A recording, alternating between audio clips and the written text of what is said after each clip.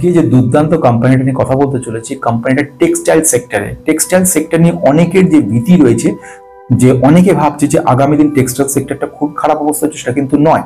বেশ কিছু পজিটিভিটি রয়েছে। এছাড়াও যে ব্যাপার হচ্ছে, এমন একটা কোম্পানিকে নিয়ে কথা বলছি, ভ্যালুয়েশন মারাত্মক, ফান্ডামেন্টাল দুর্দান্ত, প্লাস কোম্পানি ডাইভার্সিফাই করছে, টেক্সটাইলের সঙ্গে সঙ্গে হাইব্রিড প্রজেক্টে কাজ করছে, যেমন উইন্ড এবং তার সঙ্গে সঙ্গে সোলার, এর উপরে 18 মেগাওয়াটের একটা বড় প্রজেক্টে কাজ করছে রাজস্থানে। তাহলে এইগুলো হচ্ছে পজিটিভিটি। এবং প্রমোটার হোল্ডিং মোর দ্যান 50%, 56% রয়েছে।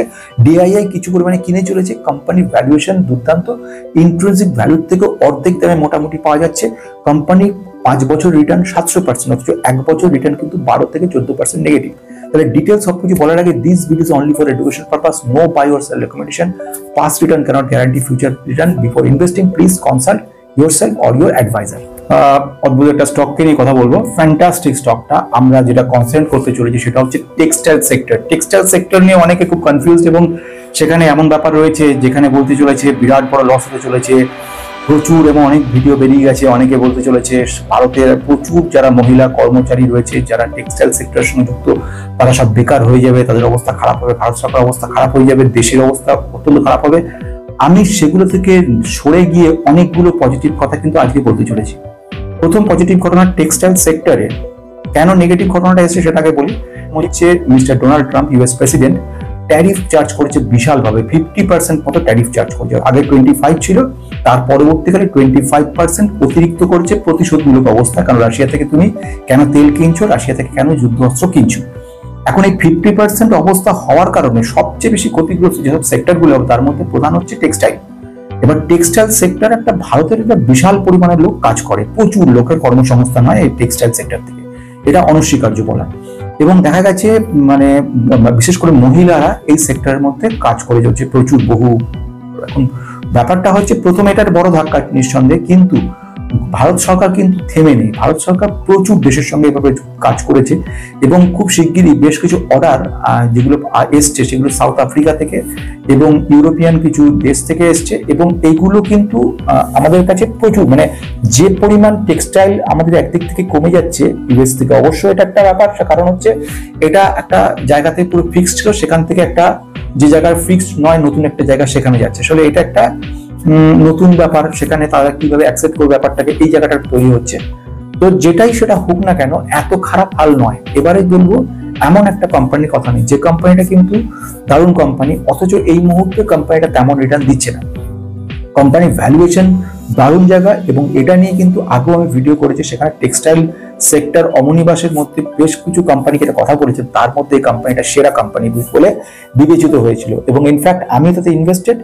এখনো কোম্পানিটার কিন্তু পজিটিভ ব্যাপার আমি দেখতে পাচ্ছি। কোম্পানি কিন্তু খুব বিশাল রেজাল্ট ভালো করেছে তা নয়, আমরা যেটা দেখলাম রেভিনিউ গ্রোথ 13% মতো বেড়েছে, এবং প্রফিট আফটার ট্যাক্স মোটামুটি 33% মতো কিন্তু ইয়ার অন ইয়ার বেসিসে জাম্প করেছে। কোম্পানিটা বিগত 1 বছরে 18% নেগেটিভ যদিও রয়েছে, কিন্তু 5 বছরে 700% রিটার্ন দিয়েছে, এবং ম্যাক্সিমাম রিটার্ন কিন্তু 1250% আছে।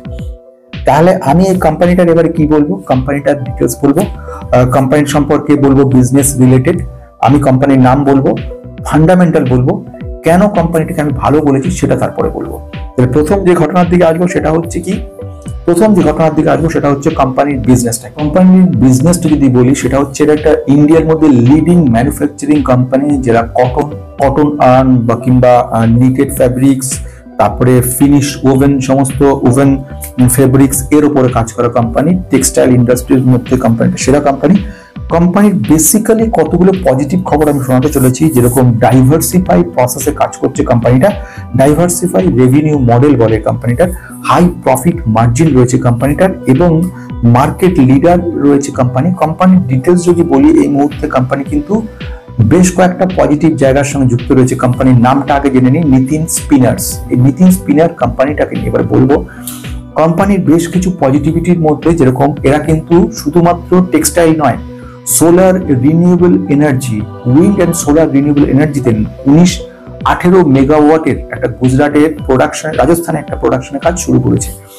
এই কোম্পানিটা যে কোম্পানির সঙ্গে মানে যাকে বলে একটা পার্ট নিয়ে নিয়েছে 6% মতো, কোম্পানিটার নাম হচ্ছে কন্টিনাম গ্রিন এনার্জি। এই কন্টিনাম গ্রিন এনার্জি প্রায় 171 মিলিয়ন ডলারের পরিমাণ দিয়ে, মানে প্রায় 6.9% স্টেক কিনে নিয়েছে কোম্পানি। এটা বলছিলাম উইন্ড এবং সোলারে হাইব্রিড প্রজেক্টের উপরে কোম্পানিটা কাজ করছে। কোম্পানির এখন এই মুহূর্তে আমরা কিছুটা profitability last quarter present situation অনুযায়ী কিছুটা, মানে জুন 25 আমরা দেখলাম প্রফিট আফটার ট্যাক্স কিছুটা ডাউন হয়ে গেছে, কিন্তু আলটিমেটলি এর যে পজিটিভিটি গুলো সেগুলোর মধ্যে পড়ছে কোম্পানি কিন্তু স্মল ক্যাপ লেভেল 2000 কোটি, মাইক্রো ক্যাপের স্মল ক্যাপ লেভেলের কোম্পানির পি কিন্তু ভ্যালুয়েশন খুব সুন্দর 11 রয়েছে পি, এবং ইন্ডাস্ট্রিজ পি রয়েছে around 21, return on capital employed রয়েছে 13 এবং রিটার্ন অন ইকুইটি হচ্ছে 14। প্রোমোটার হোল্ডিং অ্যাবভ 50%, মানে 56.6% প্রোমোটার হোল্ড করছে, এবং কোম্পানির যদি কারেন্ট প্রাইস দেখি 340 আর ইনক্লুসিভ ভ্যালু দেখাচ্ছে 540, মানে একটা দুর্দান্ত সিচুয়েশন রয়েছে কোম্পানিটা। এবং কোম্পানির যদি দেখি এই মুহূর্তে আমরা যদি রেজাল্টটা এবার একটু দেখবো, রেজাল্ট দেখছি গত বছরের রেভিনিউ ছিল 809 কোটি, এবারে 793 কোটি, মানে কিছুটা ডাউন হয়েছে। গত বছরে ছিল 42 কোটি নেট প্রফিট, এবারে এসছে 41 কোটি, কিছুটা ডাউন। যদি কোয়ার্টার অন কোয়ার্টার দেখি তাহলে কিন্তু অনেকটা ডাউন। গত রেভিনিউ ছিল 841 ক্রোর্স ছিল গত কোয়ার্টারে, এবারে এসছে 793, অনেকটা ডাউন। নেট প্রফিট ছিল গতবারে 46 ক্রোর্স, সেটা এসছে 41 ক্রোর্সে। তাহলে এইটা হলো এই ব্যাপারে। এইবারে ব্যাপার রয়েছে, তার মধ্যে একটা নেগেটিভ ব্যাপার রয়েছে। এবারে কিছু নেগেটিভ খবরের দিকে যাব। যেমন প্রথম খবর যেটা গ্লোবাল টেক্সটাইল হেডউইন্ডস এর মধ্যে রয়েছে, যেমন ডিমান্ড সাইকেল একটা ব্যাপার থাকে, সব সারা বছর ডিমান্ড থাকে না, যখন ডিমান্ড থাকে তখন এদের প্রচুর ভাবে জাম্প হয়। কটন প্রাইস যেটা সেটা কিন্তু ফ্ল্যাকচুয়েট করছে। প্রেজেন্ট খবর অনুযায়ী গভর্নমেন্ট অফ ইন্ডিয়া থেকে বেশ কিছু সুযোগ সুবিধা দিয়েছে, কটন যারা এক্সপোর্ট করছে ওদেরকে কিছু সুযোগ দিচ্ছে, তাদের কিছু ছাড় দিচ্ছে, যার কারণের জন্য কিছুটা উজ্জীবিত হবে।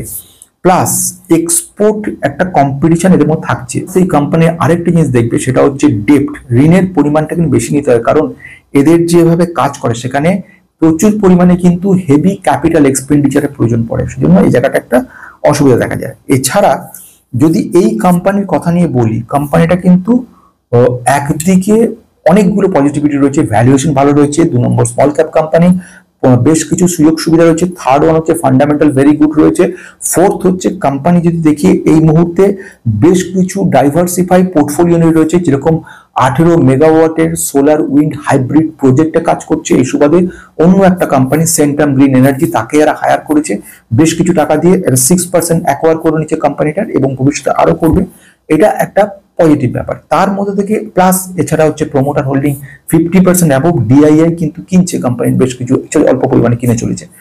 এগুলো হচ্ছে পজিটিভ জায়গা। নেগেটিভ পয়েন্ট যেটা বলবো সেটা হচ্ছে, 1 নম্বর আমরা জানি ট্যারিফ প্রবলেম, ট্যারিফের জন্য কিছুটা ডাউন হতে পারে, এবং আগামী কয়েকটা কোয়ার্টার আমরা দেখবো কিন্তু যে প্রফিট কিন্তু অনেকটা কমতে পারে, কিন্তু তার মানে শেষ নয়, তার মানে কোম্পানি খারাপ হয়ে যাবে না, বরঞ্চ কোম্পানি এগুলো একটা করে সুযোগ তৈরি করে দেবে। আমি যে কথাটা বলতে চলেছি, ডিমান্ড ব্যাপার কিছু রয়েছে, আমি যেটা বলতে চলেছি এক্সপোর্টের কম্পিটিশন কিছু রয়েছে, আমি যেটা বলতে চলেছি র মেটেরিয়াল যেমন কটনের প্রাইসের ফ্ল্যাকচুয়েশনের জন্য দাম কম বেশি হয়, ফলে প্রফিটেবিলিটি হ্যাম্পার হতে পারে, কিন্তু আলটিমেটলি এগুলো পজিটিভ পয়েন্ট। আবার এইগুলি কিন্তু দাঁড়াচ্ছে নেগেটিভ কিছু জায়গায়, মানে আমাদেরকে বাধা তৈরি করছে। আর একটা ছোট ব্যাপার রয়েছে, সেটাও কিন্তু ইম্পর্টেন্ট এর মধ্যে, যে ম্যানেজমেন্ট কিন্তু ম্যানেজমেন্টকে বেশি পরিমাণে পে করতে হচ্ছে, অর্থাৎ সিইও যিনি রয়েছেন তাকে কিন্তু 60%-এর বেশি পেমেন্ট করতে হচ্ছে। ওভারেজ যে বাকিদের পেমেন্ট তার থেকে বেশি কিন্তু সিইও অনেক পেমেন্ট নিচ্ছে, এটা একটা নেগেটিভ ব্যাপার দেখা যাচ্ছে। আরেকটা ব্যাপার দেখবো, আর্নিং পার শেয়ার কিন্তু ডিক্লাইন মোডে রয়েছে, এইগুলো একটু নেগেটিভ জায়গা। এগুলোকে বাদ দিলে আলটিমেটলি কোম্পানিটা কিন্তু একটা বুম কোম্পানি।